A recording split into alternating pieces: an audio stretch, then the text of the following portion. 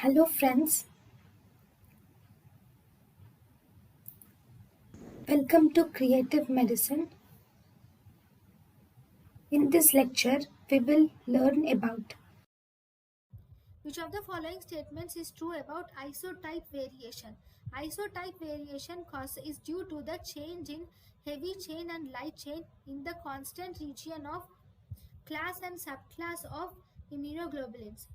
Isotype variation is due to the change in the light chain and heavy chain in constant region is responsible for class and subclass of immunoglobulins.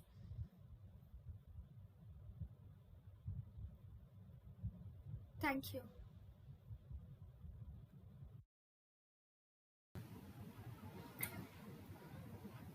thank you and thank you for watching.